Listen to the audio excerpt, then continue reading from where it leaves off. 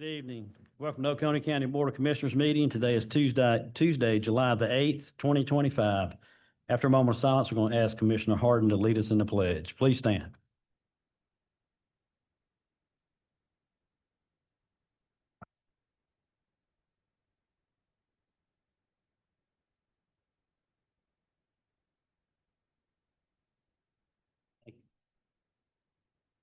Allegiance to the flag of the United States of America and to the republic which stands one nation under God, indivisible, with liberty and justice for all.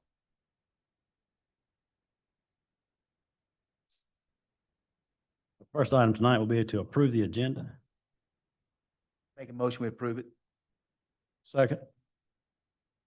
We have a motion and a second to approve the agenda. All in favor? Aye. Thank you. Motion carries. Next item is any statements or remarks from citizens. This is for anything not on tonight's agenda.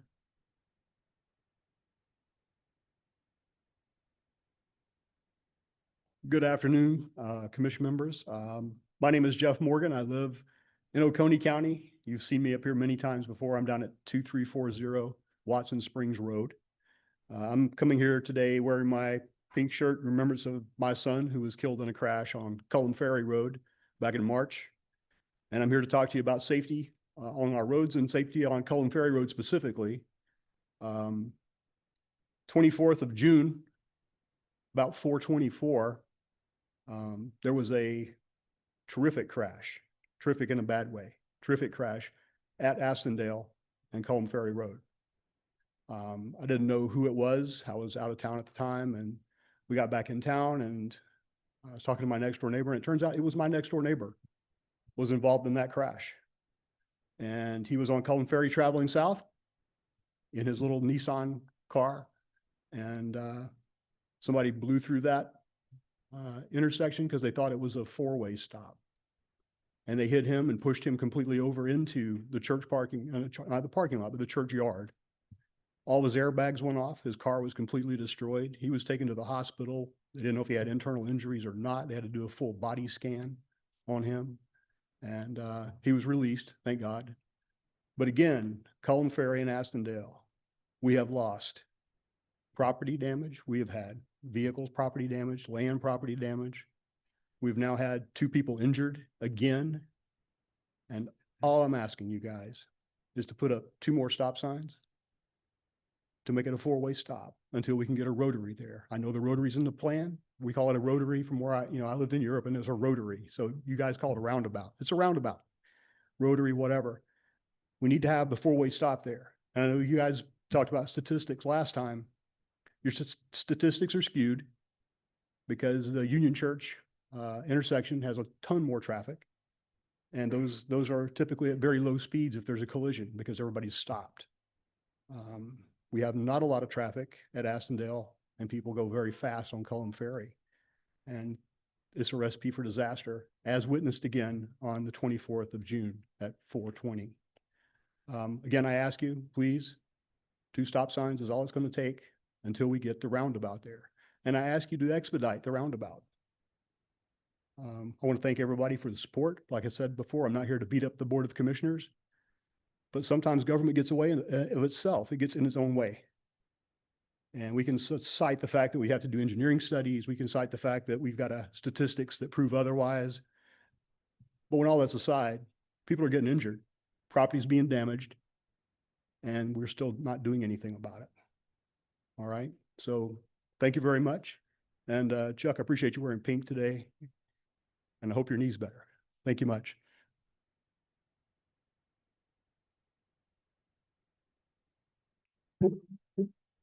Sorry. Good evening. Y'all know me. I'm Jenny Morgan, 2340 Watson Springs Road. Hope everybody had a happy 4th of July. I want to recap my day. Not only was it my 19th anniversary, it was also the 4-month mark of my son's death, which I had to push out of my mind to celebrate my anniversary. But I'm not up here for sympathy. I do want to reiterate the wreck at Cullen Ferry Road in Astondale was my neighbor. But I'm not up here to to beat y'all up. Tonight, I'm up here to thank you, Mr. County Administrator. The safety measures have improved with the work crews. I appreciate you getting back to me and telling me what was going to happen, and I appreciate the fact that it has happened. I have seen measurable improvement. Not perfect, not great. We've still got some steps to take, but thank you. Outside of him, no contact from y'all. So I don't need an answer. You don't have to raise a hand. Just thinking about it. Have you been just south of Essex Road where my son crashed? We call it Will's tree. We call it William's tree. I call him William. Everybody else on the planet called him Will. We call it the tree, for those who don't know him. Or anyway. Just something to think about. On that note, I have a challenge for you. As I mentioned 2 months ago, I have a master's degree, master's thesis. I graduated in the middle of the pandemic. I can overcome some adversity. But I want to go back to the traffic study. I've done a little bit of research myself. I've stood on the side of the road many times in that area. It is a straightaway, and people see how fast they can go. No regard to the fact that somebody's standing on the side of the road, no regard to the fact that somebody's trying to cross the road, no regard, period. Let's just see how fast we can go on that segment. I would like to request that you do a traffic study on that segment of road. I would recommend that you put going south just before the curve at Coventry, put a speed sign there. Going north, just before the other curve. If you've been down that road, you know the line of cedar trees, hard curve, just before Saxon. I'm requesting that y'all do a traffic study on that segment of road. The other request I have regarding that segment of road is lower the speed limit to 45. Mars Hill Road between Butler's Crossing and Oconee Connector is 45 miles an hour. It's a divided 4-lane road. And it's 45 miles an hour. I question, why is it 45 miles an hour and Cullen Ferry is not? With all the problems we've had on Cullen Ferry. Now, my second request, and there may be a process for this that I'm not aware of, but I'm requesting that you name the road William E. Morgan Memorial Highway, or the roundabout that you're about to build, William E. Morgan Memorial Roundabout. Those are my 2 requests for this evening. Actually, there were 3. Thank you.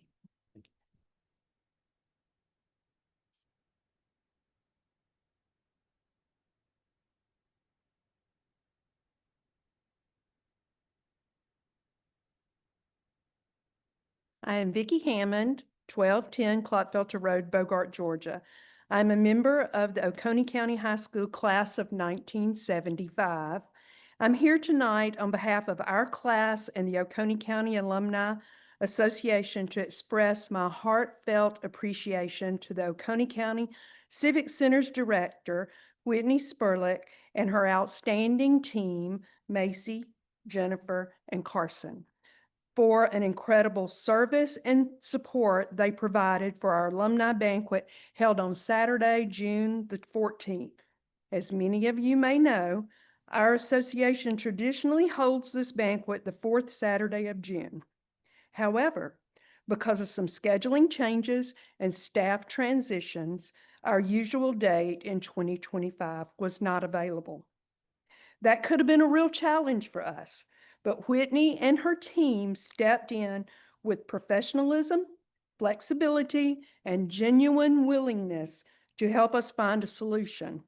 June the 14th was the only available date that met our needs, so we were so grateful to be able to secure it. Thanks to their support and attention to detail, The evening turned out perfectly. From the room setup to communication and logistics, everything went smoothly. There were a few hiccups, none of which took away from the joy of the evening, and the event was truly a fun, memorable night for all who attended. We are incredibly fortunate in Oconee County to have such a dedicated staff.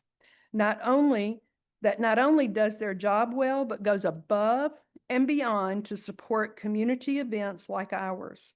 Whitney, Macy, Jennifer, and Carson are perfect examples of what it means to serve with excellence and heart. On behalf of the class of 1975 and the Oconee County Alumni Association, I want to thank them sincerely for helping to make our 2025 banquet a success. Thank you for allowing me to share my appreciation tonight. Thank you.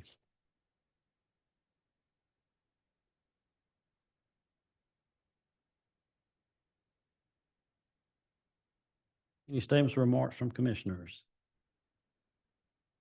You want to highlight road resurfacing will be, it's already started this week for Keeneland subdivision. Chestnut Hill will be coming up, and also New High Shoals Road from 441 to just outside the boundaries of the new roundabout at New High Shoals and Union Church. Also through the 30th of this month, battery and tire amnesty is going on. So if you got any old tires or batteries you want to get rid of, you can take them to the 441 Waste and Recycling Center, and there's no charge for dropping those off. They're open Monday, Wednesdays, Fridays, and Saturdays from 8 to 4:30.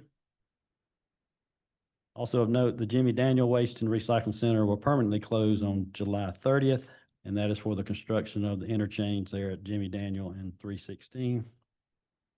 And also you have till August 1st to sign up, put your application in for the Oconee County 101 class that's coming up toward the end of August. With that, we'll move on to the approval of our minutes from June 3rd and June 24th. Make a motion to approve the meeting minutes from June 3 and June 24. Second. A motion second, all in favor? Aye. Motion carries. Now we're going to move on to our hearings and actions on zoning matters. So our procedures tonight are the rezone petition shall be presented by the county staff with no time limit. The applicant and those signing up to speak for the petition shall be allowed a total of 20 minutes, unless the applicant's reserved time for rebuttal. And those signing up to speak against the petition shall also be allowed a total of 20 minutes. Public comment portion of the meeting will then be closed, and the board shall have an opportunity to ask questions as they find appropriate, and then the board shall take action as set out in the Unified Development Code. With that, we'll move to our first rezone, which is rezone request P25-0079 CK Capital LLC. It's rezoning from AG to OIP, OBP, and B2, 14.499 acres, Mars Hill Road at Bell Road. Mr. Chairman, I'd like to ask the board to postpone or table this item for a month. And I think after speaking with Mr. Herron, we're within the time, Mr. Herron, aren't we, that we can have this posted? Yes. Okay. So that'll be what, August? I don't have the calendar in front of me, but Yeah. whatever that Tuesday falls on.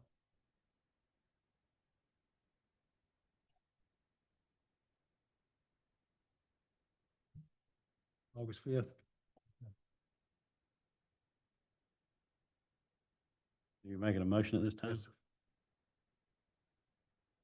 We have a motion to table the rezone request P25-0079 till August 5th. Mr. Chairman, for purpose of discussion, I have some questions. I'll be glad to second it, just so we can have some conversation about that. Right. If that's appropriate, that's the reason I'm second. I won't. Okay. We do have a second, so any discussion on the item? I know it's not usually appropriate, but we've got a big crowd here tonight, and I'm sure they're not here just to talk about the fire hydrant flow analysis that we're going to talk about a little bit later. And I know that what Commissioner Horton is responding to is a request from one of your neighbors. But we got a good turnout. So I don't know if you're here for number 1, number 2, or number 3. So can I get some feedback? Who's here because of the Bell Road request?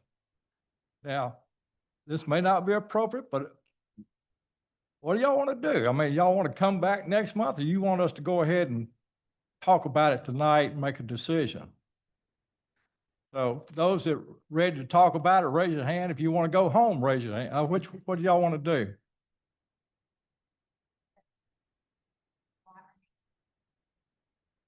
One of your neighbors asked for a delay because she said all of y'all were on vacation. So. It actually came, it was said at the planning commission meeting. Were you the lady? You sitting right over here and you walked right over here and you said it. And so then it went to the planning commission, that question, and the gentleman sitting right over here, Mr. Hare, and he's the one that said it's up to the county commissioners. So he threw it back over to us. And I've talked with several, and that would seem to be for those folks, looking after the ones who were gone because it was the holiday. And so I said, well, I can ask my fellow commissioners if they want to go along with it. So that's what we're doing. If you want to change it, we'll strike the motion. We'll go right on with business. If it was decided to postpone the vote, Tonight, we'd move on to the next item. there would be no public comment. That's correct. I mean, you can call us, you can text us, you can do whatever you want to get your public servant to talk to you. So I'm doing what I said I would do. And if this group doesn't want me to do that, then we'll strike that motion real quick and we'll go on with business. Say we go ahead and do it. Go ahead. Don't do it, but I'll strike the motion. We'll go right on with it. So our motion to table has been rescinded. Mr. Herring, let's move on to P 25-0079.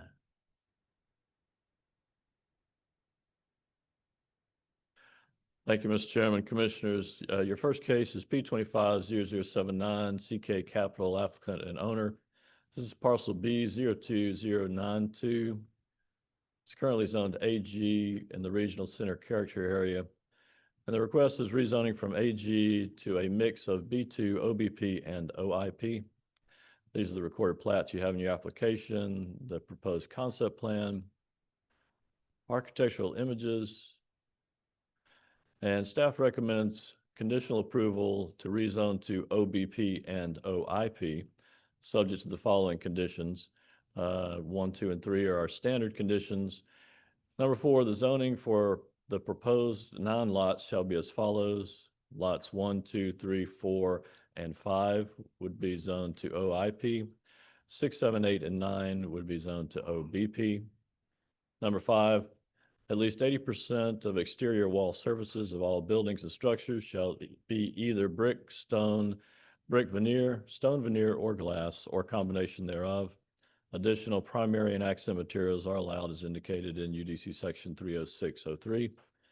Number 6, the total building square footage shall not exceed 114,035 square feet, as shown on the concept plan dated February 3rd, 2025, and revised May 27th, 2025.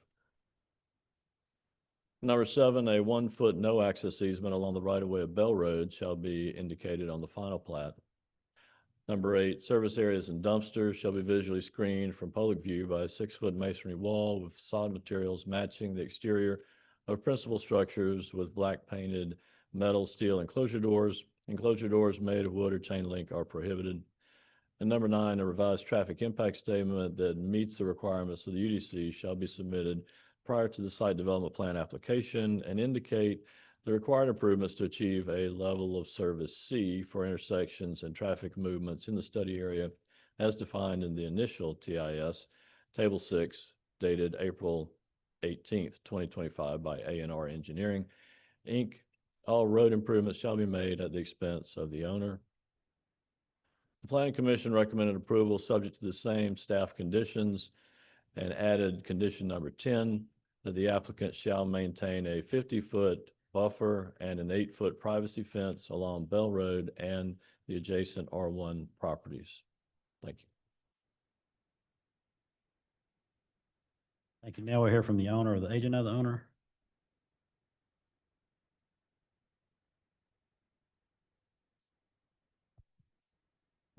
Good evening, guys. I'm Frank Pittman. I live at 1400 Saxon Road. I'm here representing the property owner, CK Capital LLC, Mr. Chad Keller, who is also here tonight, so he could answer any questions you guys may have of him as well. As Mr. Herring mentioned, this is roughly 15 acres on Marsh Hill Road, west of Bell Road. It backs up to the Commerce Drive office complex or professional park.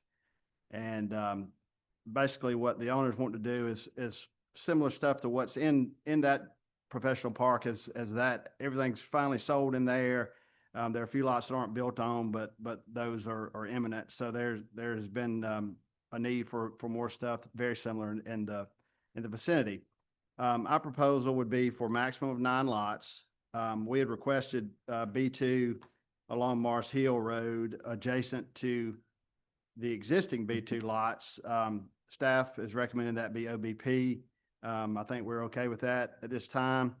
We are proposing to do OIP along what backs up to the subdivision on Bell Road so that they would be able to have outdoor storage or roll-up doors, that kind of stuff on the lots adjacent to the subdivision.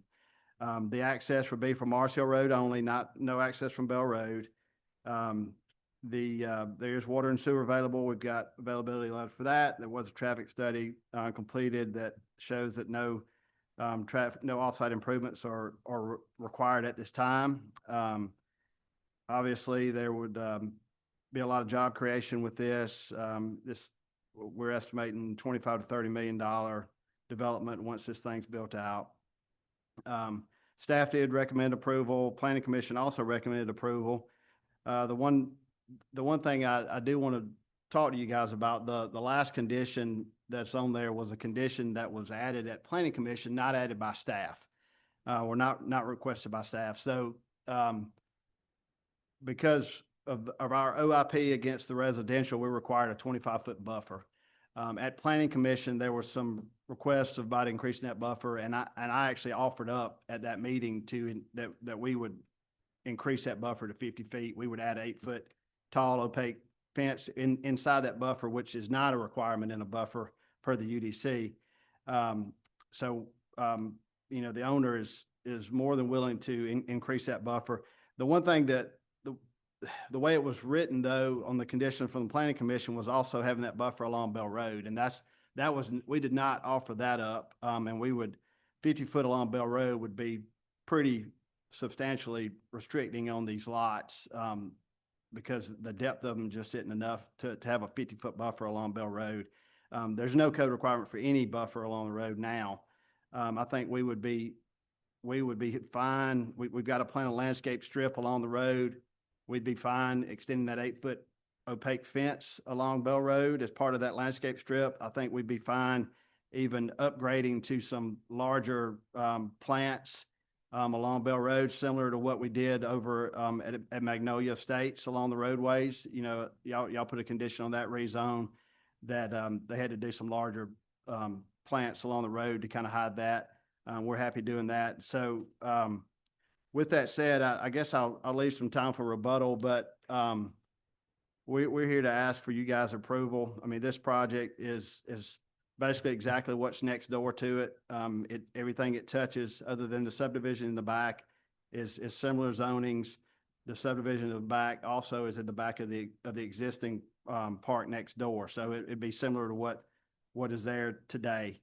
We are offering some additional buffering, and we're here to, and I think we'd be open to some other things if we hear from some people tonight that want some additional stuff. But I'll leave it up to you guys and save a little bit of time and have any questions, be glad to answer. Thank you. That's all we have signed up to speak for. We'll move on to those to speak against. Gary Bales. Good evening, Commissioner. Nice to put a face with a name. My name's Gary Bales. I've been living, my wife Stephanie, I've been living in Oconee County since 1989. We moved to our present location in 1999, so we've been there 25 years, and it was country. Old Oconee was why we moved here. We raised our children in the county, and they all went to Oconee County schools and graduated. And we never thought this property would be anything else but residential. We're writing to sternly express our opposition to this development at the corner of Morris Hill Road and Bell Road. We have numerous concerns that we'd like to address. If the property is rezoned for business, our property value would decrease because the business development would be adjacent to our property. It will make it less desirable for any potential buyer. As we live in modest homes, they sell for a little less, but that will discourage, especially people with kids. We're 100 strong in our neighborhood. Probably 30 of those kids. If the property is developed as a business, it'll be clear cut, the trees, and there'll be no trees remaining to speak of, except new slow growth trees, and it'll create additional noise, light pollution, lack of protection from weather that comes from that direction. My house faces kind of northeast, so southwest will get a lot of our weather, and it shields the back of my house. Not to mention the sun is going to be beating right down on the back of my house because it's going to be hot back there, especially with a parking lot that puts off heat. The heat factor is going to go up in that neighborhood in my backyard. If the property is developed, there'll be a lack of resources for the animals that currently reside there. When I drive out there in the morning, there's deer, there's a fox, everybody's got armadillos now. If the property is developed, there are many children and their parents in our neighborhood that will no longer feel safe as there be an increased traffic on Morris Hill Road, which will increase traffic on Bell Road because people inevitably turn in there thinking it's going somewhere else when it's a dead end. There's already a problem due to many people coming down our subdivision, turn around as they enter and exit Downs Preschool. We're basically the overflow parking for Downs Preschool. We already have a policeman in the morning at Downs Preschool, and if you ever been through there about 7:30 in the morning, 7:45, it's backed up. And if you're coming out of Bell Road, you can't turn left now. So I can imagine what the increased traffic would be. People going to Business Park, they'll turn in the wrong instant. Inevitably, they're going to turn down Bell Road and turn around in our neighbor's yard, which I've seen them do 100 times already. Our yard already experiences a major amount of runoff as we are downhill, downslope. We have a easement ditch in our yard, which already catches a lot of water. If that development, you're talking about a berm, I can imagine water coming off that berm, speeding up the water, and it'd be like a canal going through my backyard.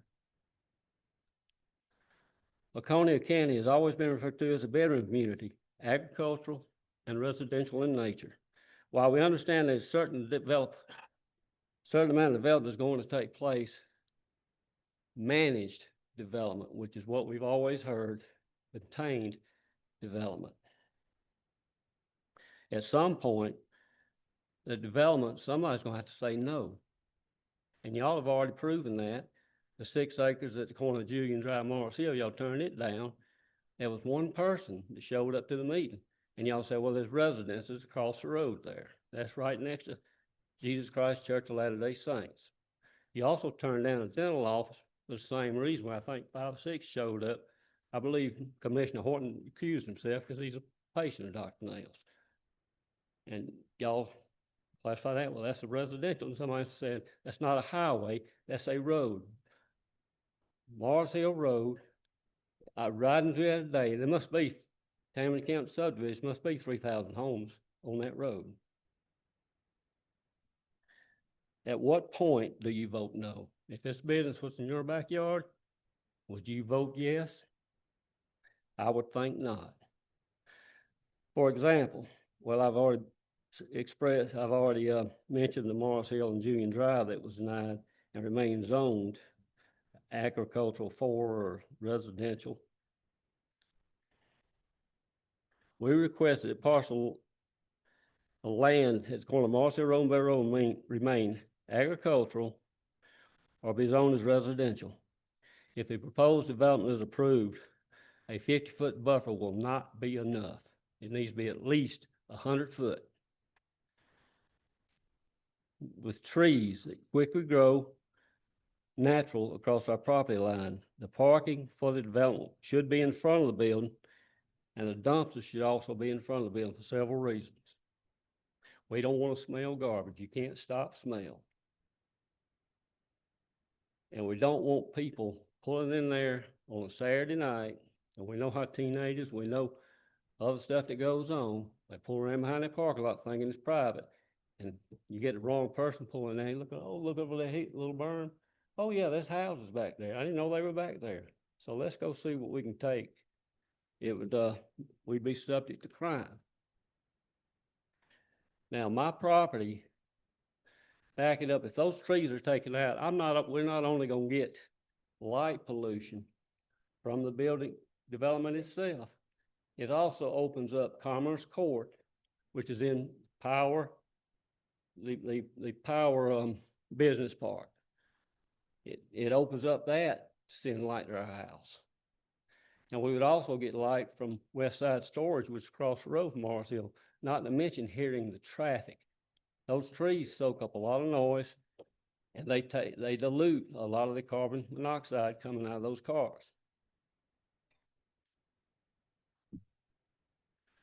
Also, the light in the back of our house, in parking lot in my backyard with security lights, it's going to be like sleeping with the light on.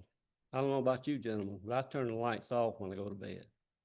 I want to thank y'all for taking the time to listen to me, and I am staunchly opposed to this development. Thank you very much.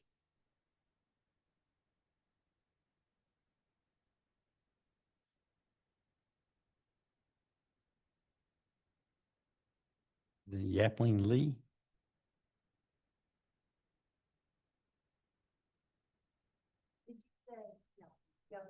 Okay. My name is Yaping Li. I live in the corner of the Timberridge Road, and my family have been living there for 10 years. And then my parents had a garden in the backyard, and if they build the building there, yeah, because my kids are still little, so I think if they really want to build the business there, I think 100 feet is very good because in our neighborhood, we have lots of kids the young age because we have the Malcolm Bridge Elementary School, middle school there. So in our neighborhood, lots of kids go to that school. So I think yes, the the evergreen like bushes is good too. So yeah, our neighborhood is very quiet. I think another side of the neighborhood is a highway expanded to, just our neighborhood is narrowed down, this side and this side, both sides. So yeah, I think consider our living environment. Yeah, yeah, that's our request. Yes, thank you. Charles Jones.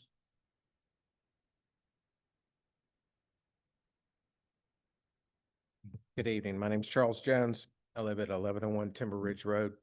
I'm behind the original commercial property that they've spoke about earlier. I'm strongly opposed to this. I'm also a local realtor. I understand highest and best use. I understand that. However, this is a little bit different situation. If you saw the pictures that I have of my backyard, when you have a 25-foot buffer and a fence, you'd be a little upset as well. One of the particular things that I want to bring to your attention is from the own study that came.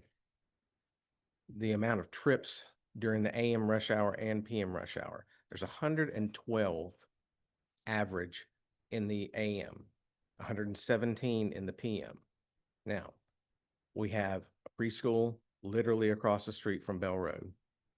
We have, within a quarter mile, we have a elementary school and a middle school. And probably within what, 3 to 4 miles is the high school. We have a lot of traffic on that road. I don't know if you guys have managed to come down that road during those particular times during school, but I can reiterate what others have said. It is difficult to get out. You have to have a policeman there just to direct traffic, just for Downs Pre-K. And then you have another for the schools. Even though you guys have installed roundabouts, you still have that. You have to have that. The amount of traffic is just that. In addition, we have changes coming from 316. We're not sure how that is going to impact how many people are going to go down Mars Hill Road, are going to have to. If they cut off Julian Drive, for instance, all those business people, the churches, they have to go somewhere. Well, there's only one way to go, and that's going to be Mars Hill. Whether they go toward Watkinsville or up toward 78, who knows? My point is, especially considering the plan as it is, where the entrance is proposed, there is no way that you can put an entrance there and not have just an absolute catastrophe every single morning.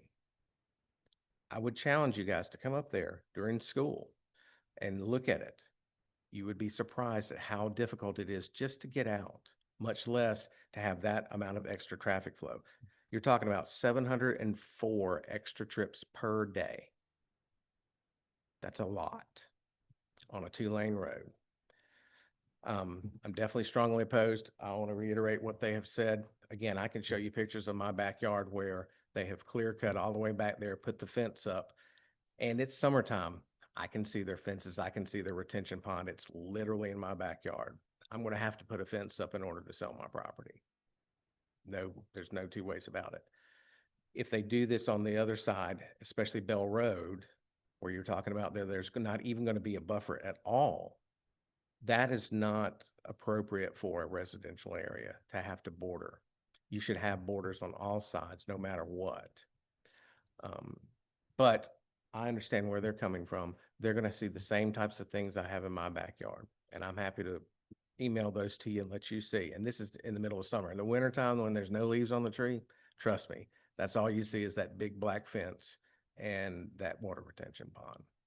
So, again, I would urge you to reconsider that and deny this, especially considering the traffic reports that are published on the website. Thank you.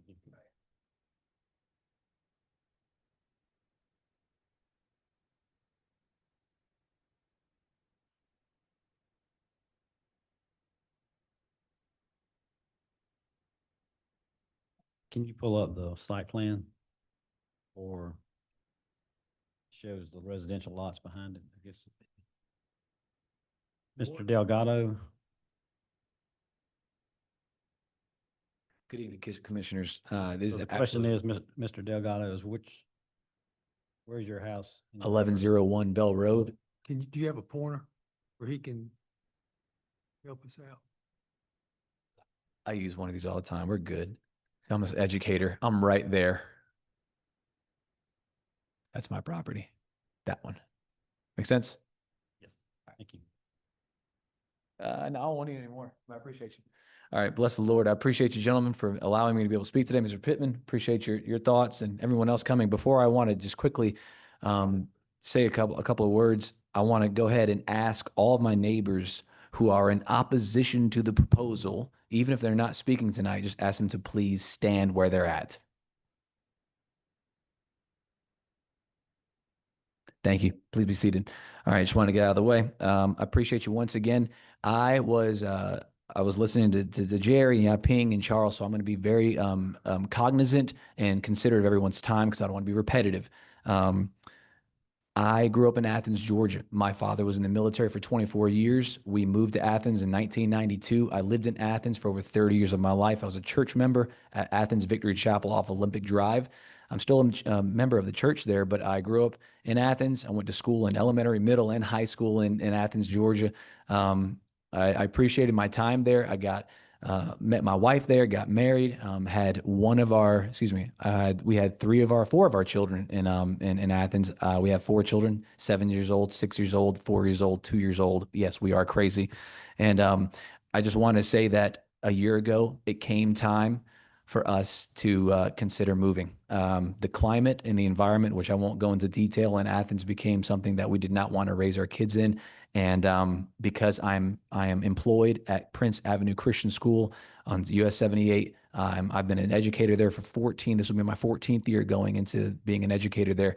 We were praying and hoping and believing that there would be an opportunity for us to purchase a property in Oconee. Lo and behold, it was 1101 Bell Road. And we were able to purchase that property.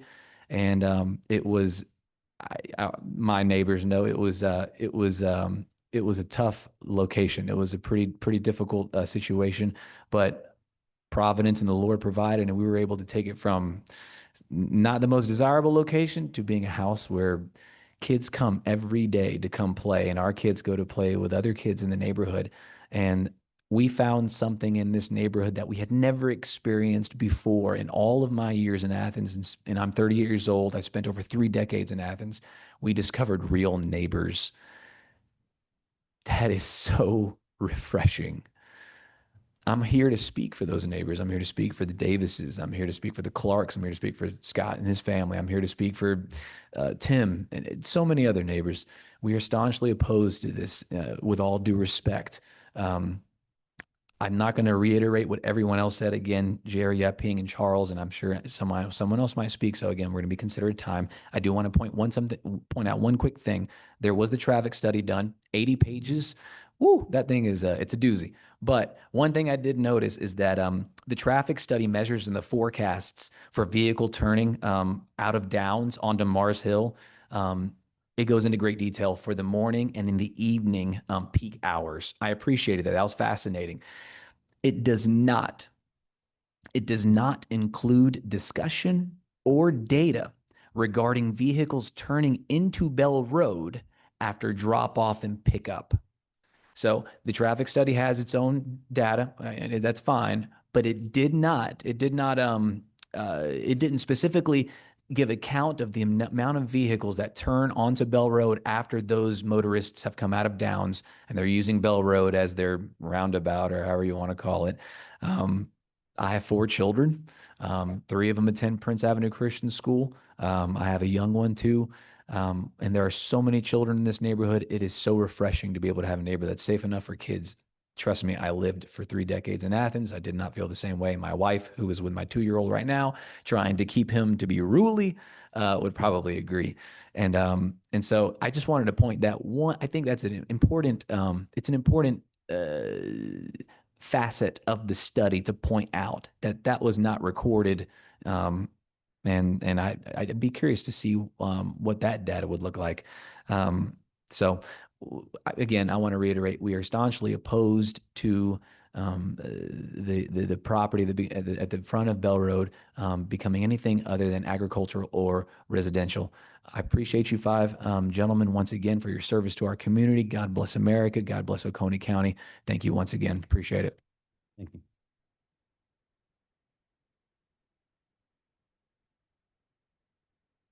Lynn Renna. Lynn.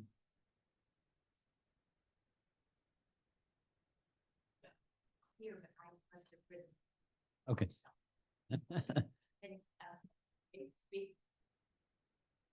Yes, ma'am. You got, there's, I'm showing 2 minutes left. So if somebody wants to take that time, that's fine.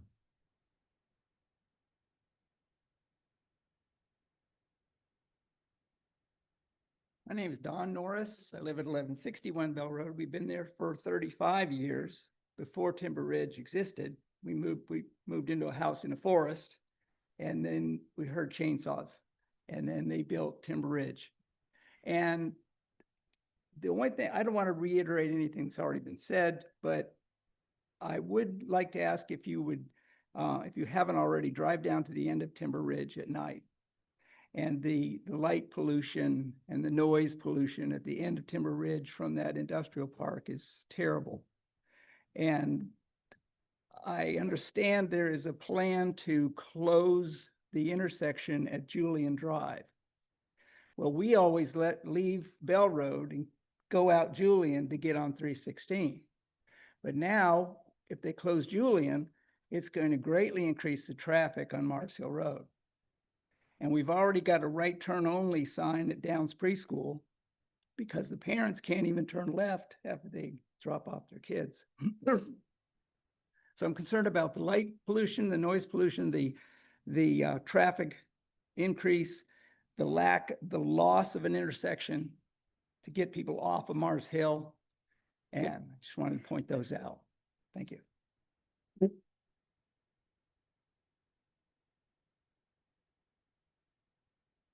All right, with that, we'll do, you have any rebuttal?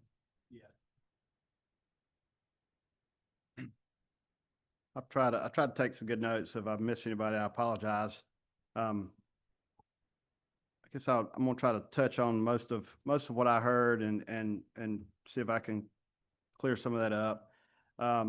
Mr. Bales mentioned property value being decreased. I guess I think we all know that homes don't have any issue being sold in Oconee County for one, and there's an existing.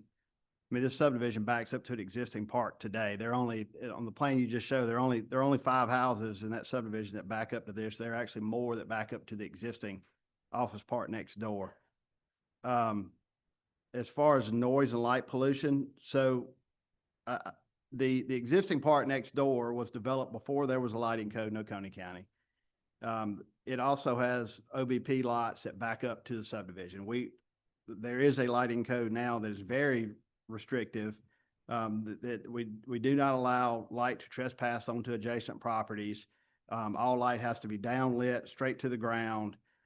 It has to be 0 at the property line, so light can't shine over. So what's going on from the existing park will not be going on here. And Guy and his staff and will make sure that is the case. Again, we are proposing OIP lots adjacent to the residential so that there won't be outdoor storage for contractor equipment and roll-up doors on any of the lots that are adjacent to the residential. That's not the case in the existing office park. As far as stormwater runoff, this property actually drains the other direction away from the subdivision, not towards the subdivision. So the Lowe's part of this property backs up to Mike Powers' property, and so our stormwater pond would be on the completely opposite side from the subdivision. So there'd be no runoff onto the subdivision. I understand that you guys did say no to Julian Drive and to the dental office. I guess what I would say is the difference there is those properties were not adjacent to an existing office park that is doing the exact same thing, that backs up to the same subdivision that these folks live in. Those were isolated parcels further down Mars Hill Road that were strictly residential areas, and again, not adjacent to an existing park. There was a comment made about moving dumpsters. You know, that came up at Planning Commission, and I said then we're more than happy to entertain you guys placing additional requirements on us that we move the dumpsters away. I mean, the concept plan, they're shown in the back because that is what you customarily do in parking lots, is you put the trash at the back. We're fine if you guys want to put a condition that they've got to be 100 feet from the residential or 150 feet from residential or at the front. That doesn't bother us. We're more than happy to do that. Again, there was comments about the existing detention ponds and fencing that's in the existing park. Again, when that park was developed almost 40 years ago now, there were no buffer requirements. There were no fencing requirements.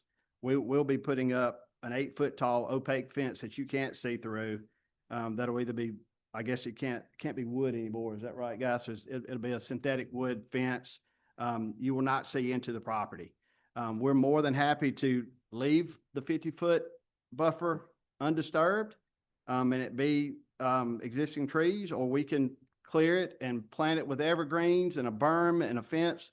Either way, we're fine with. And we kind of heard conflicting desires there. I think that to get a better buffer, it's probably better to clear it and to plant evergreens that you can't see through, that are cleaner looking and not a bunch of scrubby stuff and a bunch of pines that are out there today.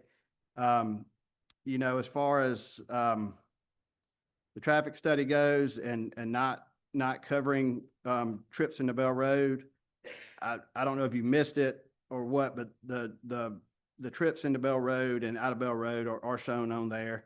There is a condition as well that traffic study has to be updated again before development, and that's on every project, I think, in Oconee moving forward, so that these guys get a second look at it before development. So if there was something missed, it will obviously be seen the second time around, but it is in there. Again, as far as light and noise at night, like Mr. Norris said, light can't go across property lines anymore. That there are code requirements now that were not in place when the adjacent property owner was developed. With that, I think I tried to hit on everything. I mean, I'd be open to any questions. Again, we're happy to, put these additional buffers on it, that nobody else would have to do. And again, we're trying to do exactly what's next door. I'd be happy to answer any questions, and we'd love y'all's approval. Thank you. Thank you.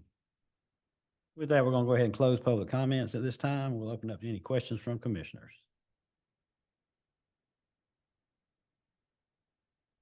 Mr. Chairman, could I start off? I have a question from Mr. Pittman. On the site plan, it was, of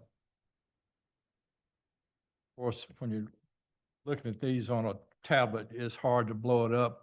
But I understand, clarification on that part, this gravel storage. Did I read that right? Or is it just a gravel parking lot, or is there actually going to be storage of gravel on that storage area? Where am I showing gravel storage? You drew the map. I can't read it though. I can't read it. Well, that one right there. We show that as gravel storage. Yeah, so that is Basically, gravel. See, that again, this is a concept plan. So I mean, that could be a contractor that wants to park his equipment out there, and not tear up pavement. I mean, if y'all want it to be paved, pavement's fine. Well, But the way we've got it set up is everything on the left side would be where you could store outdoor stuff, or whether it's fence material, whatever that may be. Yeah. And everything on the right side would not be able to have any of that. well, Everything- where I was headed for is that, I mean, if it was ever how you read that, I mean, it read to me that you were going to store gravel. No, that basically means it would be a flat gravel parking lot to store equipment or materials on, not storing gravel. No. Okay. But I was concerned that, if that was intended for retail sales and just, the truck coming in and out. No, that would not be anything like that, like stone stores, what you're thinking. That's not what that means at all. That means that's a gravel parking lot where they would may store equipment, may store landscaping shrubs or fencing material, that kind of stuff. This would not be somewhere where you've got dump trucks coming in and out hauling gravel and rock. It's nothing like that. Okay.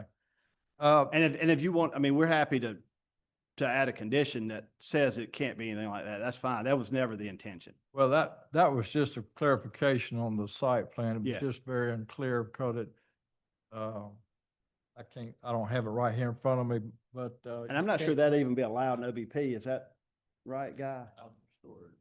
But not like a gravel, not retail storage, stuff like that. Wouldn't even be allowed in that. Oh, what if it's not retail? Are you going to store, is it permissible for them to store gravel there, Guy? If it's associated with business, yes. So there's nothing unless we restrict it, they're able to do that. Let me move on and I was hoping your coworker was going to be up there tonight talking instead of you, Frank. I was hoping it was Mr. Greer. Well, he's here. He's more than happy to come speak if you want to hear his voice. But I was gonna ask him if has he ever attended a goat rodeo? Have you ever been to a goat rodeo? I think you might want to ask Mr. Greer that one. I've never been to a goat rodeo. No, sir. Well, you've been to one? Okay. Well, that's what I think you're gonna have in front of that preschool, is a goat rodeo. Now, while y'all are waiting, no.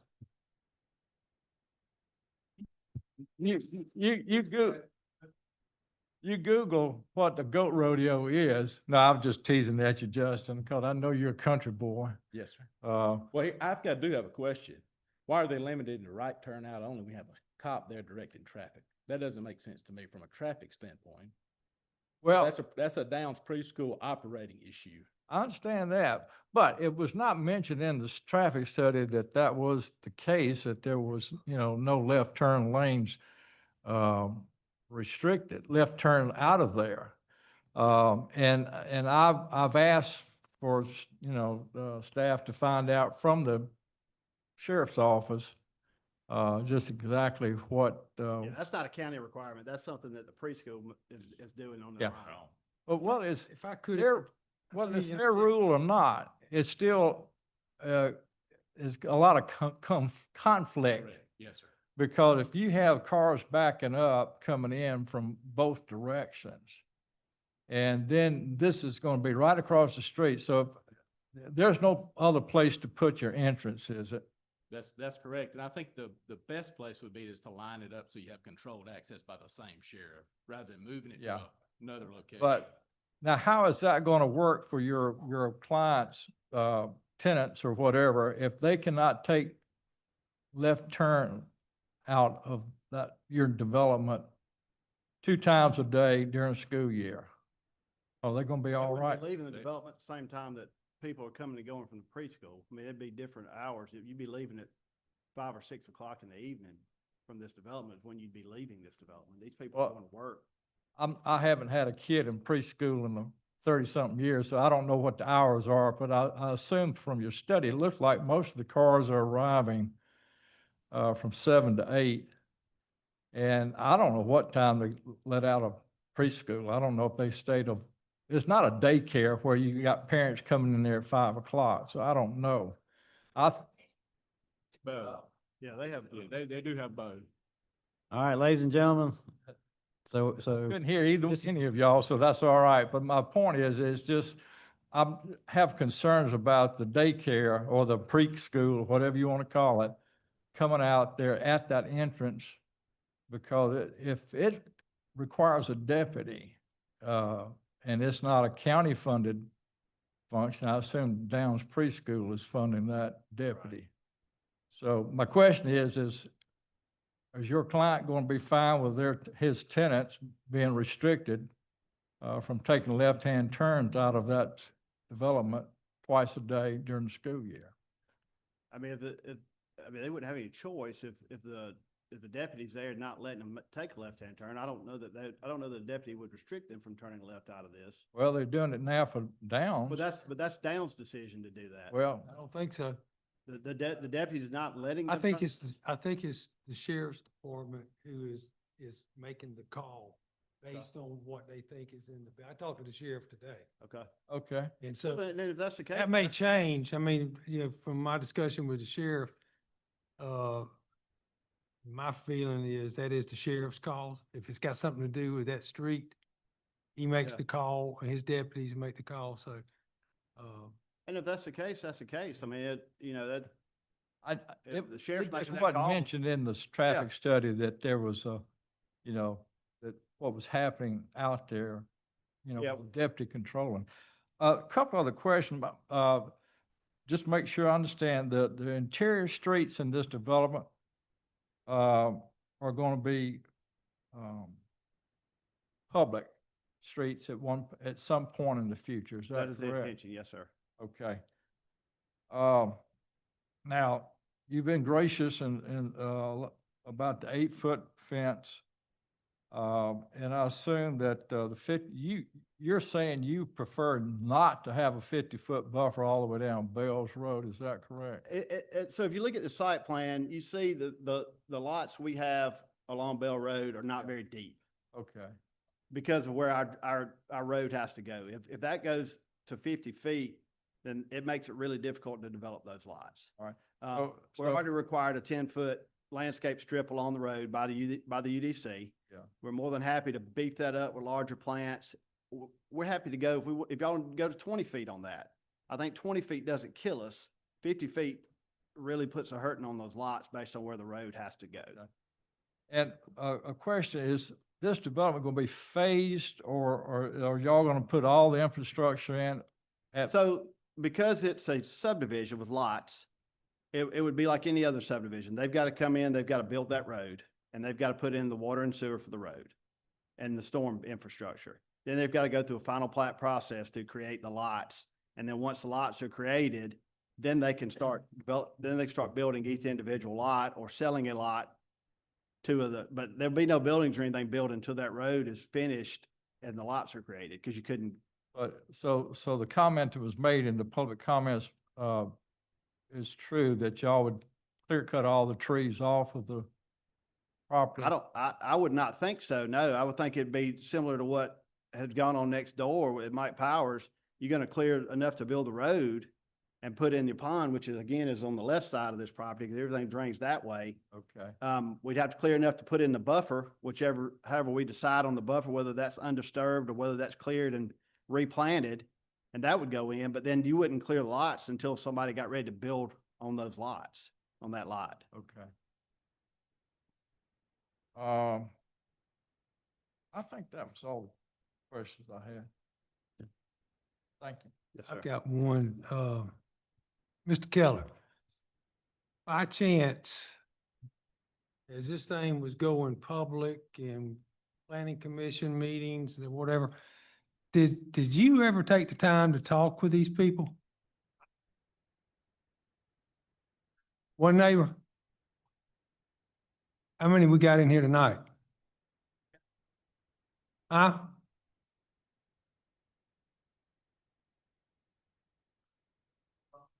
I gave them my proper, email and phone number and had anyone reach out to set something up. He also did try to approach some of the neighbors out here at the planning commission when that was over too, but he gave his information to be reached at this podium during that meeting. But there wasn't a meeting at any kind of building, office or anything to kind of go over?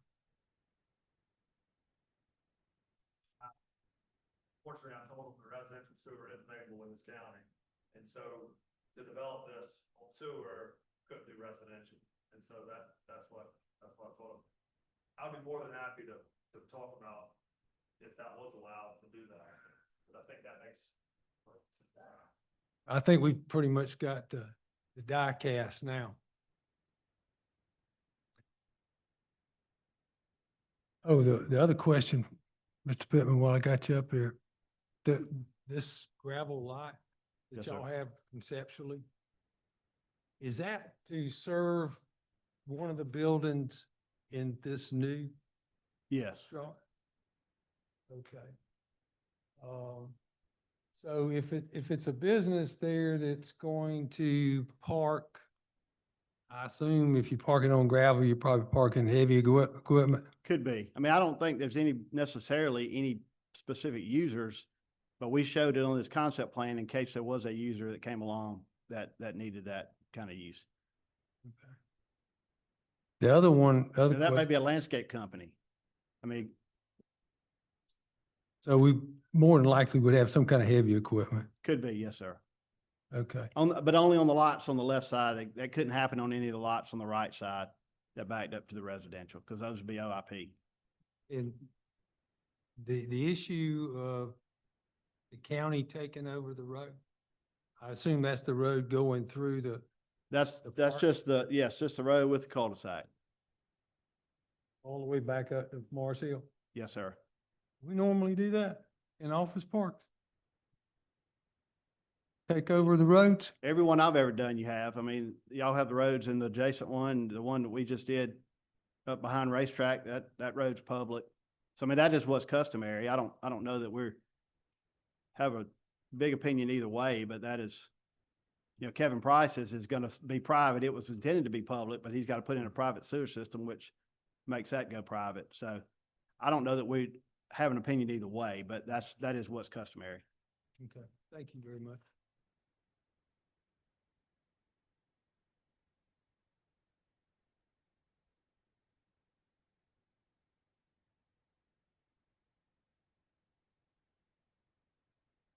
Any other questions or discussion?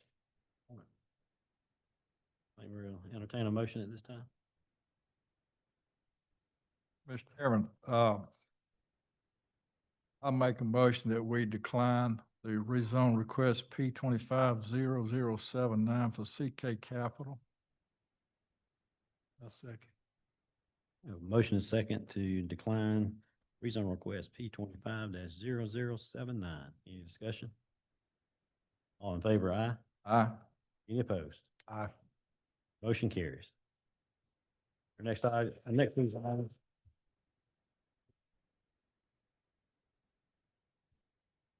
Next item is rezone request P 25-0080. This is Manor Holdings LLC. It's a rezone from AGAR to OIP. It's 2.95 acres, Spartan Lane, 1011 Spartan Lane, and 1031 Spartan Lane. Thank you, Mr. Chairman. Commissioners, again, this is rezone P 25-0080, Manor Holdings LLC, applicant and owner. This is parcel C03C002E and 003E, as well as 001AA. It's currently zoned AR and AG in the neighborhood village character area. And again, the request is rezoning from AR and AG to OIP. This is the recorded plat you have in your packet, the proposed concept plan, architectural images, and staff recommends conditional approval with our 3 standard conditions. Number 4, the owner shall submit and record a recombination plat that complies with the concept plan prior to submission of a site development plan. Number 5, at least 80% of the exterior wall surfaces of all buildings and structures shall be either brick, stone, brick veneer, stone veneer, or glass, or a combination thereof. Additional primary and accent materials are allowed as indicated in UDC section 30603. Number 6, the total building square footage shall not exceed 20,000 square feet as shown on the concept plan dated May 28, 2025. Number 7, a 1-foot no access easement along the right of way of US 441 Macon Highway shall be indicated on the recombination plat for the OIP zoned area. Number 8, service areas and dumpsters shall be visually screened from public view by a 6-foot masonry wall with facade materials matching the exterior of the principal structures with black painted metal, steel enclosure doors. Enclosure doors made of wood or chain link are prohibited. The Planning Commission recommends approval with the same conditions. Thank you. Now we'll hear from the owner or the agent of the owner. You want me to send Justin up?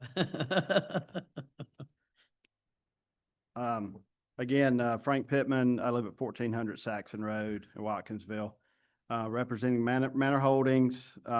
And those guys are here as well tonight. Mr. Matt Richardson, Brad Stevens, and Sean Kirk are the owners. So they're here for any questions, and they may speak as well. Again, this property is at the corner of Spartan Lane and 441, just a hair under 3 acres. The request is to rezone this from ag and AR to OIP for up to 3 medical office buildings with up to a total of a maximum of 20,000 square feet. As you all know, the Highway 441 corridor is continuing to grow. Other medical offices are kind of moving to this area as Epps Bridge corridor has gotten pretty crowded and a lot more expensive. You got ENT of Athens, who's built a facility just down the road. You've got Presbyterian Homes, who started construction just a couple weeks ago on a medical facility that St. Mary's Hospital is going to occupy. And so this corridor is conducive to this use. It is next to a loud highway, so it's really tough for this to ever be developed as residential. But just because it does front 441, there was a traffic study done as well. There are a few improvements that come out of that. There is a requirement for a left turn lane on Spartan Lane into this property. There's also a requirement to provide a slip right lane off of Spartan Lane on the 441.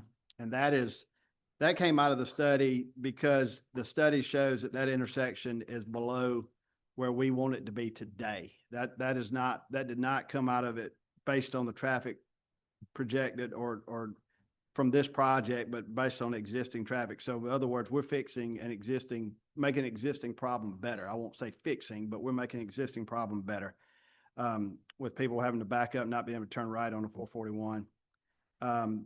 I think there'll probably be some people here speaking against this tonight, and I respect their opinions.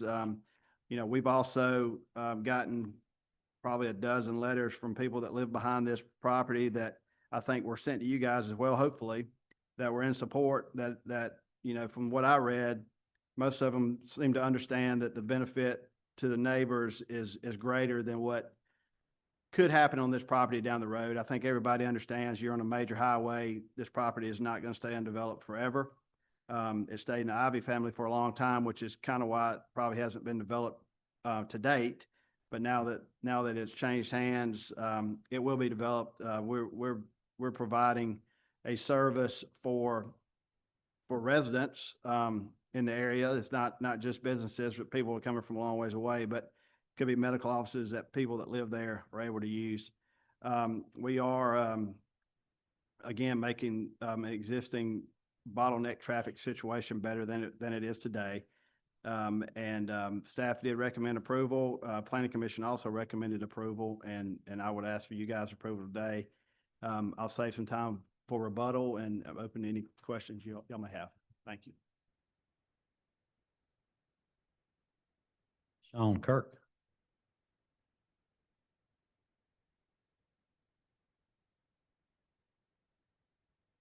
Thank you for your time. I'm Sean Kirk. I live at 1171 Thornwell Drive, behind the property in question. And I am 30% owner, 1/3 owner of the property that's here for rezoning request. So I lived in Watkinsville, as I shared with the Planning Commission, throughout the 90s as I pursued an undergraduate and graduate degree from Georgia, and always wanted to come back. Spent 20 years away from Oconee County and Watkinsville, building my career, building my family, and fortunately was able to, following COVID, to return to the area. I bought my home off of Matt Richardson, which then afforded me the opportunity to invest in this property. Matt and Brad were the primaries in Manor Holdings. Both of them live in the neighborhood in question as well. All three of us live behind this development opportunity. And I, not a developer, actually have a career in pharmaceuticals, recovering pharmaceutical. I saw it as an opportunity before I knew them too well to invest in this property, and quite frankly, to guide it and influence it to become something that was amenable to the neighborhood. I came back to Oconee 3 years ago, and very happy to find that they were very like-minded. They educated me on what OIP meant. They educated me on what their vision for the property was. I came to my own conclusion that I felt, as Mr. Pittman mentioned, that it was inevitable that this property be developed. So I saw it was a significant marriage between my personal desires, my desire to generate income for my family, but also to partner with my neighbors to make this something that would not only better the neighborhood, but add to the 441 development corridor in a way that I feel is the most appropriate. So thank you for your time. You want to reserve any for rebuttal? Yeah. 3 minutes. Maybe 5. Maybe 5. Matt Richardson.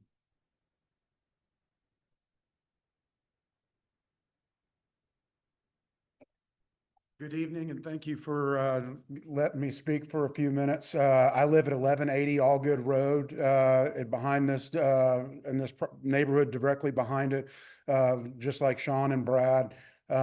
We were looking at this property and trying to find something that had the least impact, but the best benefit to the community. I have a 12 and 16-year-old boys, and there's so many times we're leaving the county to go and get our medical needs taken elsewhere because there's not enough of it in Oconee County.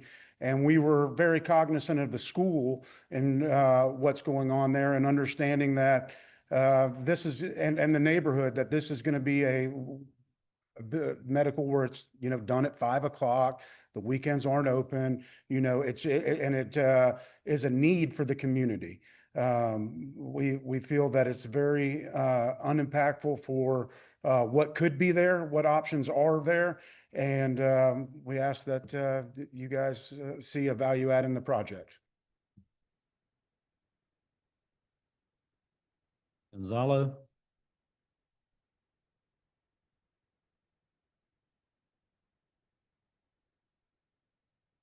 Good evening. My name is Gonzalo Paz. I'm living 1051 Spartan Line, and I'm support to Brad Steve. Thank you. Brad Stevens. Good evening, Brad Stevens, 1908 Spartan Estates Drive. And obviously, just to reiterate everything my partners and Frank has said, and to speak again to, as someone that travels in and out of Spartan Lane probably 10, sometimes 12 times a day, because I'm a neighbor and I got 2 kids in Athens Academy. So I know the traffic that comes from that. And so I think that dedicated right turn lane is going to benefit the school traffic as well as just me as a neighbor that uses it all the time. So thank you. Anyone else wish to speak for? That will move over or against. Mr. Thornton?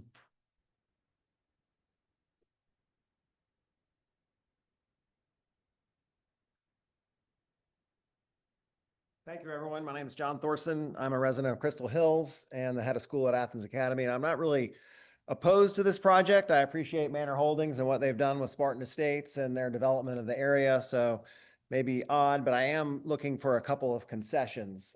As we heard with the Bell Road discussion about school and traffic, there are about 200 hours a year when it gets to be a bit of a bottleneck on Spartan Lane. That's morning drop off and then afternoon pickup. It gets to be pretty cluttered and pretty crowded and messy. And perhaps the right-hand turn lane is a widening of the road. I'm not quite sure I fully understand that, but if you look at the road currently, there's not room for a turn-in lane to go into this medical facility. It's going to cause problems and backups that are going to be probably more nightmarish for us. So if there's potential to widen the road and accommodate more space for cars to stack up and come in and out of 441, it is a pretty busy intersection. I worry about accidents, and you also have children driving and other things that could cause some issues. And then I guess the second concern is we have had some flooding issues down Spartan Lane and adding more impervious surface. I know there's a retention pond that's part of this project as well, but that's something else that I would ask that you look into a little bit further, because we did have 2.5, 3.5 feet of water down at the bottom right in front of our main gates that essentially our guys took care of before anyone else could get there. And we're lucky a car wasn't lost and people, you know, injured in that. So that's my issue. I appreciate, as I said, what Manor Holdings is doing, but just ask for that small concession. Thank you. Anyone else wish to speak against? Any rebuttal? Yeah, I guess I'll speak quickly on both of Mr. Thorson's concession requests. So as I mentioned, the traffic study does require a left turn lane into this development on Spartan Lane. That would require some widening of Spartan Lane so that you've got a full through lane back to Athens Academy. People that go into this development would pull into a full left turn lane out of traffic. So they would not be holding up traffic at all. So there would be a full left turn lane. And then as far as a right turn lane out onto 441, again, that is fixing an existing problem. But I think that could require some road widening as well. There is a lot of extra pavement on 441 at the intersection. A bunch of it has some gore hatching and stuff on it, so that there probably won't be as much actual widening there, but it could require some widening as well. But the left turn lane into the development would for sure require some widening on Spartan Lane. As far as flooding on Spartan Lane, most of this property drains back the other direction, away from Spartan Lane.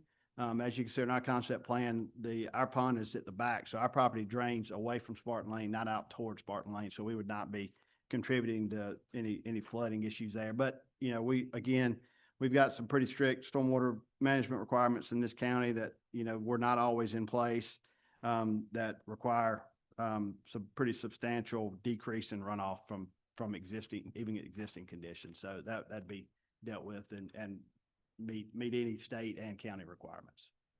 Thank you. With that, we'll go ahead and close public comments. Any questions from commissioners? Just to address, is it Thorson? Can we fix his issues, Guy? Not with this rezone, no, sir. So the rezone before you this evening would not impact Athens Academy from a stormwater standpoint. Well, what about the road? Yeah, I can't answer that. I'm not sure of his issues, and that would have to be Public Works, so we need to look into that. Pull up, show where the detention pond is. I believe that's on the concept plan. The proposed one is right here. Everything drains towards the north, towards that creek off-site. So that you see the buffers off that creek. So everything on this property drains to the north, not towards Spartan Lane. So we'd be treating it and releasing it and then running into that creek that's down there.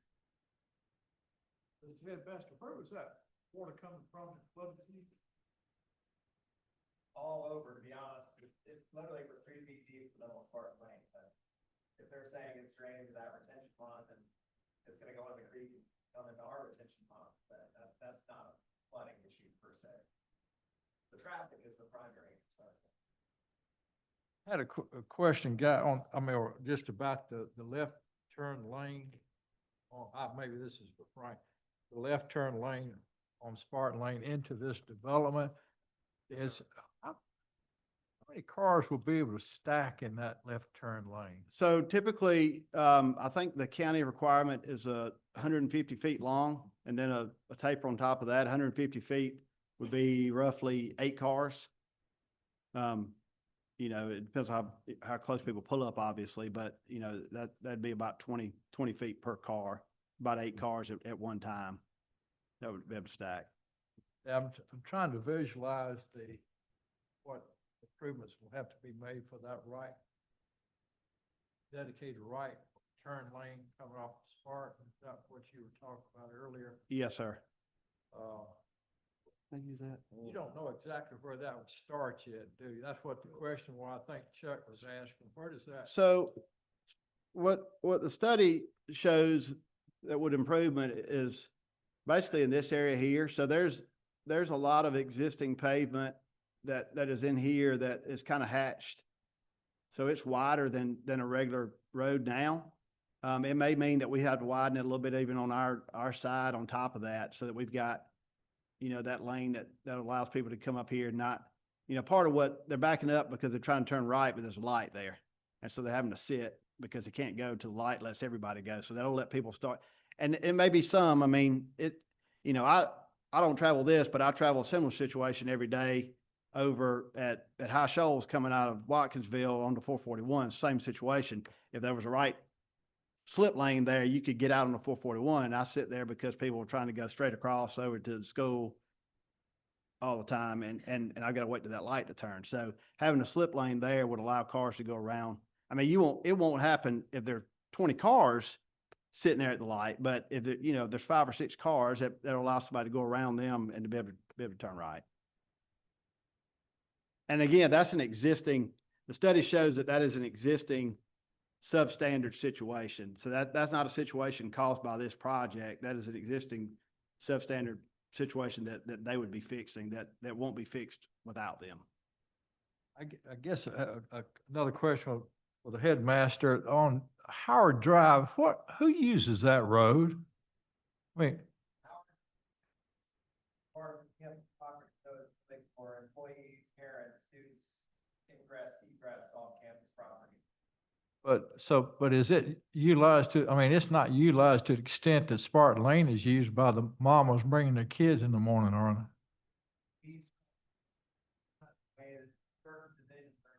Howard Drive, take traffic off of Spartan Lane, try and mitigate the problems that exist there currently. And then you might know, we paid for the stoplight at Howard Drive, 441, to provide a safe entrance and exit out of our campus. Okay. But it's not a pathway.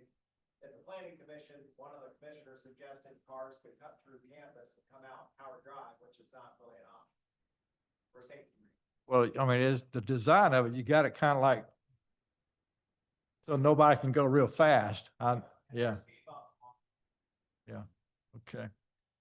I got just a discussion with Guy, just so I can have a clarification. Maybe it would be helpful for the public as well. This character area that is designated Neighborhood Village Center.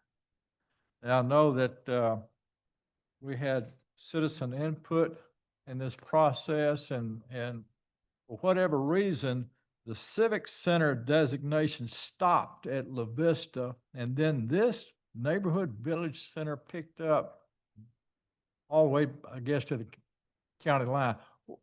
What is the difference between a Neighborhood Village Center and a Civic Center? I mean, why was it designated that? That was what the citizens asked for. It was a less intense character area than Civic Center. Okay.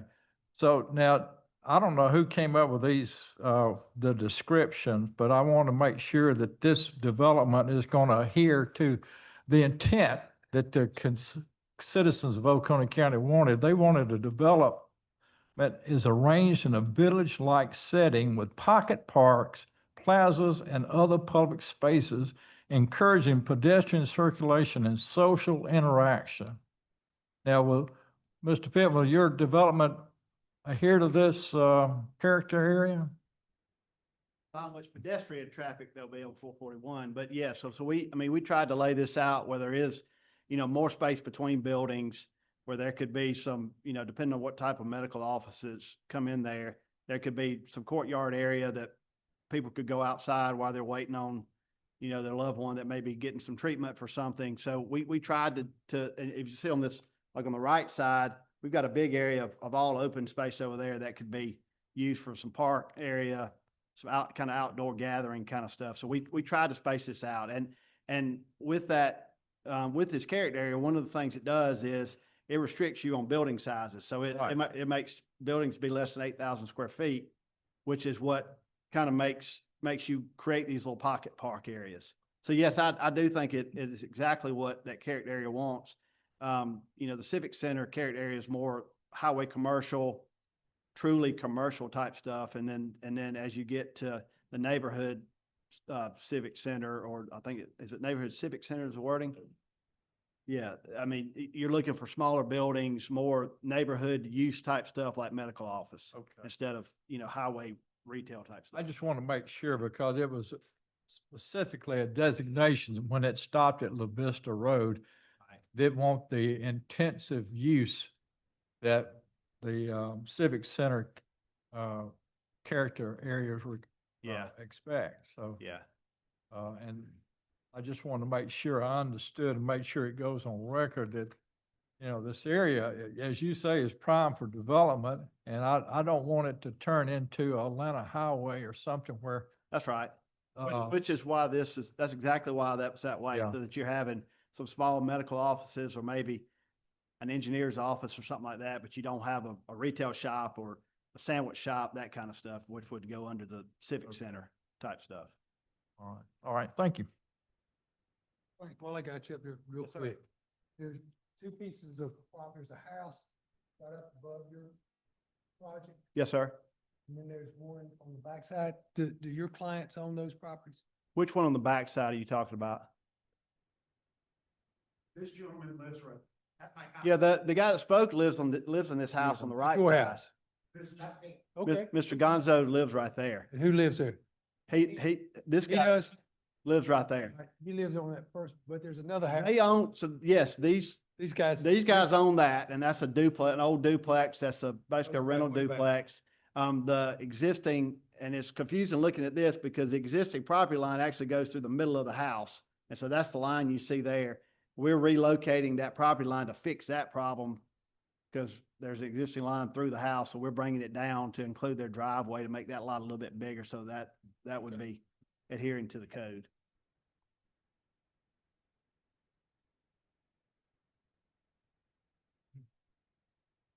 I got one question, Frank.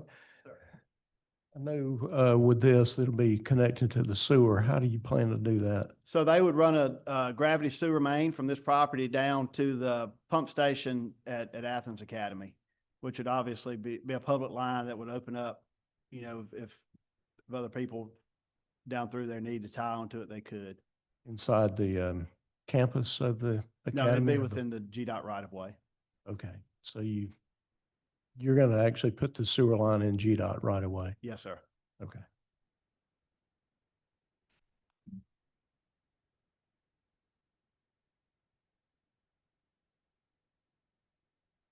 No other questions or discussion. We'll entertain a motion.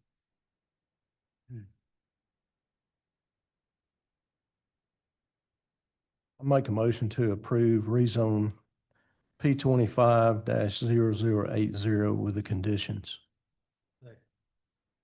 We have a motion and second to approve rezone request P25-0080 with 8 conditions. Is that right, guy? Okay. Any discussion? All in favor? Aye. Any opposed? Motion carries. Next time is special use P25-0081 Linroot Development LLC. This is a special use approval for other amusement and recreation uses, 6.63 acres at 2421 Malcolm Ridge Road. Thank you, Mr. Chairman, Commissioners. Again, this is special use P25-0081 Linroot Development applicant and owner. This is parcel B02T001CA. Currently zoned B1 in the suburban neighborhood character area. And the applicant is requesting special use approval for a fully enclosed family entertainment center that falls under the UDC use of other amusement and recreation uses. This is the recorded plat in your application packets, the concept plan showing the existing building, and the architectural images of the layout proposed of the use, for the use. Staff recommends conditional approval with our 3 standard conditions. The Planning Commission recommends approval with the same conditions. Thank you. Now we'll hear from the owner, Mr. Jones.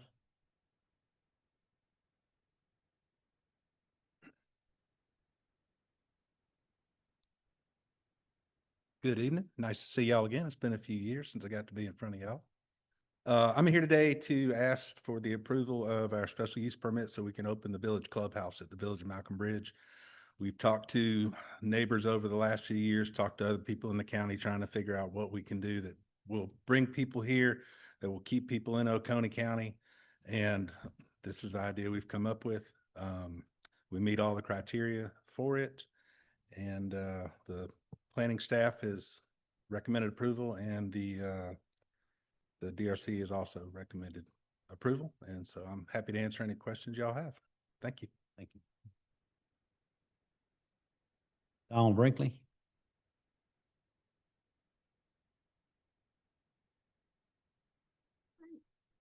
Good evening, Dawn Brinkley, business owner at 2421 Malcolm Bridge Road. I own Small Cakes Cupcakery and Creamery there. And we are excited to have the village open in our complex right now. I don't know if you guys are aware.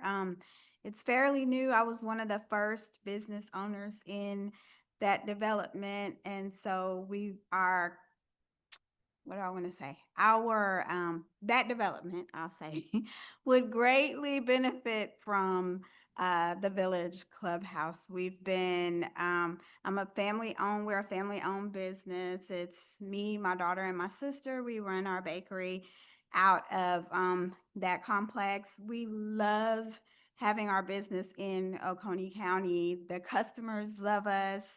They tell us whenever they come in there, we hope you guys are doing well. We want you to stay. I'm like, we're trying to hang in there, but we need something to help support this development here that's moving a little bit more slowly than we would have liked.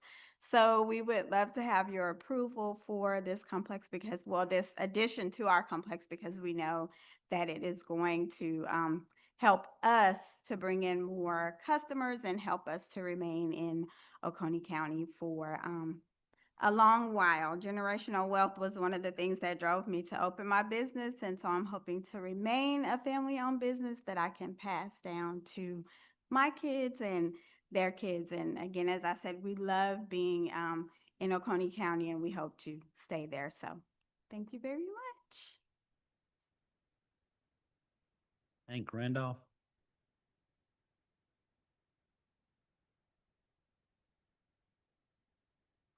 My name's Hank Randolph. I live at 1331 Luke Circle in Bogart. Thanks for your time and your hard work tonight. I know it's been a long night. I am the managing broker for the Village of Malcolm Bridge, and I'm also going to be the co-owner of this Village Clubhouse. We looked at a lot of different things, and Rodney and I always had an idea of something we wanted to do in this place, and we kind of wanted to see what was coming, and we were looking at doing golf related stuff, and then we got into more games, and what we saw was that there's, you know, a lot of the things that are in Oconee are great in that you can enjoy yourself outside if the weather's not great. So you got a couple of months where it gets really hot and then obviously cooler temperatures. This gives us the ability to really have an event facility that people can come, they can have their birthday parties. We'll have the 10 lanes of bowling. We're going to have 3 golf simulators. We're going to have, we're looking into 2 virtual reality spaces and a full arcade. Now, everything in this place is going to be top scale. I mean, we are not talking about what you would think of like maybe a Stars and Strikes or even a typical bowling alley. It's going to be more towards the curve of, you know, nicer finishes, just a place for people to come and relax and really socialize. We're going to have a lot, because of the size of the space that we're going to do, we're going to have a lot of different seating areas in different areas. So you can come in, we're going to have a full service restaurant. So you can really come and just enjoy yourself and relax. You can get on our Wi-Fi or whatever, visit with your friends, play some games. If you want to play the big games, obviously you'll register and whatnot, but you could just be there to eat and hang out and visit with your neighbors. And as you know, we've got, you know, 600 homes surrounding it. So I feel like we're going to get a lot of pedestrian traffic coming over. A lot of the people that I've talked to in those communities are very excited about just the ability to be able to walk over, enjoy some food, enjoy a game, play some games, hang out with their friends and their family, and potentially have 3 generations, you know, grandparents, you know, the parents and the children all together in one space for multiple times. So hopefully, you know, you can agree with us, and hopefully we can get it going. And I thank you for your time and your hard work this evening. Thank you. Omar.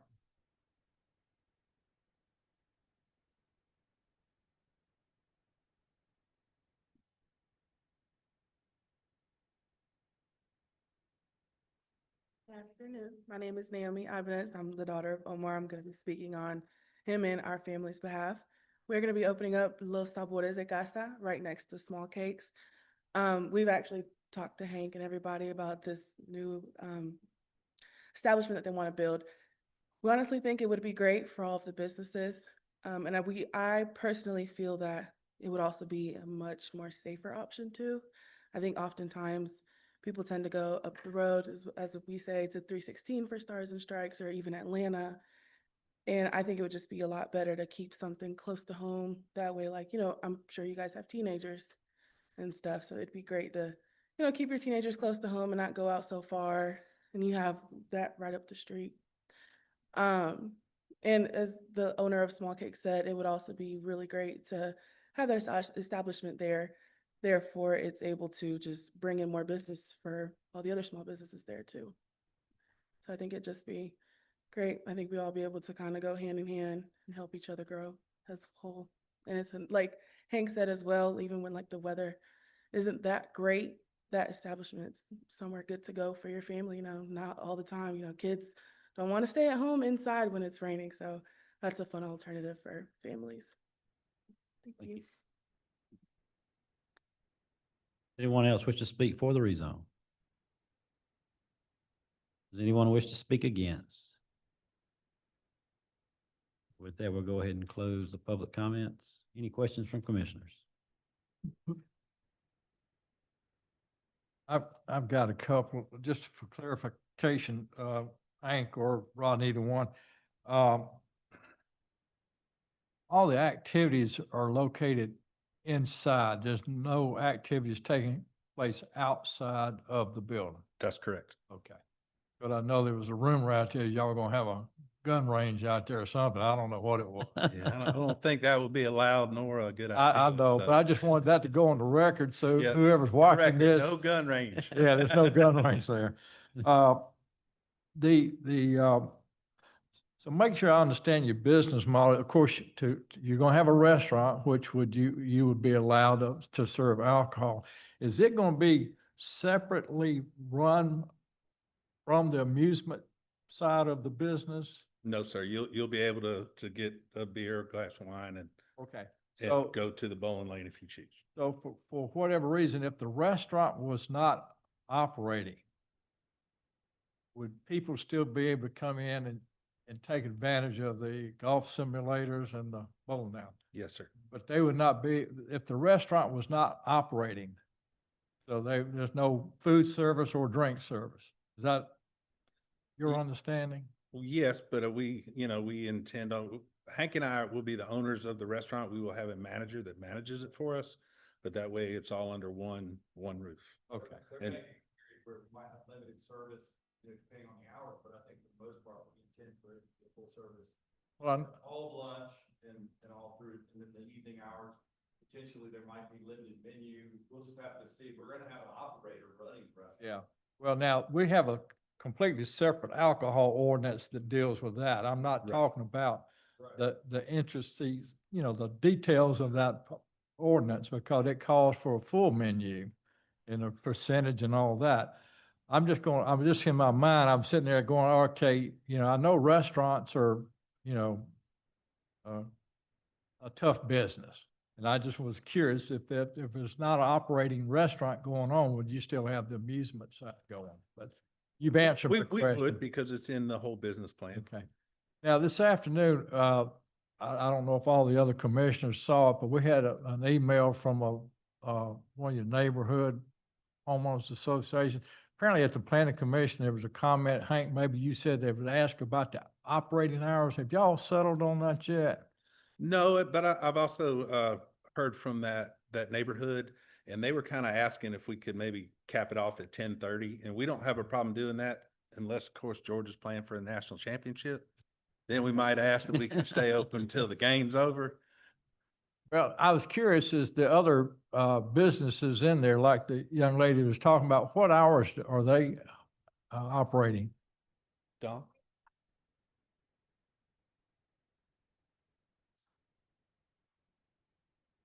Operate from 11 to 7 Tuesday through Friday, and then 10 to 6 on Saturdays. However, the village, the market that's there, they operate 6 a.m. to 10 p.m., 7 days a week. Okay. So I think the request was on any given night not to operate past 10:30, so you're okay with that as a condition? Yes, sir. Thank you.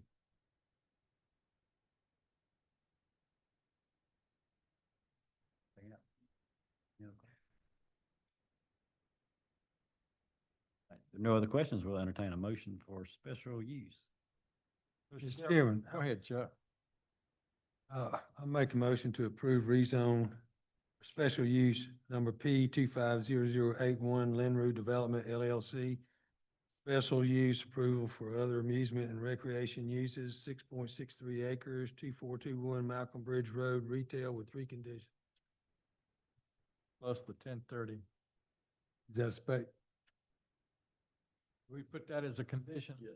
Okay, it's 4 conditions, 1 to close at 10:30. Is that right? Second. All right, we have a motion and a second to approve special use P 25-0081. 3 conditions recommended, 4th added tonight to limit operating hours to 10:30 p.m. Is that right? All right, any discussion? All in favor? Aye. Any opposed? Motion carries. Next item is discuss and consider award of the ISO fire hydrant flow testing and inspection program. Thank you, Mr. Chairman, Commissioners. In April, we awarded a contract to the initial firm for this. Staff has reviewed some of the first part of their work. There's been several issues, and the decision was made yesterday to terminate the contract. I've come before you with a discuss and consider item and a request to award the contract to Georgia Hydrant. The amount of money would be not to exceed $200,000, which is equal to the existing contract, and it would be for a one-year contract for 4 renewables, which would include all budget amendments for the life of the contract. And again, this is a request as a discuss and consider so that the hydrant project can proceed with minimal disruption from what we've had from the first contractor.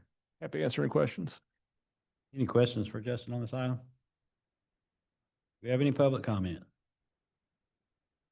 We'll entertain a motion at this time. I make a motion, we approve the award of ISO fire hydrant flow testing inspection program to Georgia Hydrant. Motion second, any discussion? All in favor? Aye. Motion carries. Does any commissioner wish any item to be removed from the consent items? We'll entertain a motion on that one. Make a motion to approve the consent items as presented. Second. A motion second, all in favor? Motion carries. We have no need of executive session, so Commissioner Saxon. Motion adjourned. Second. We are adjourned.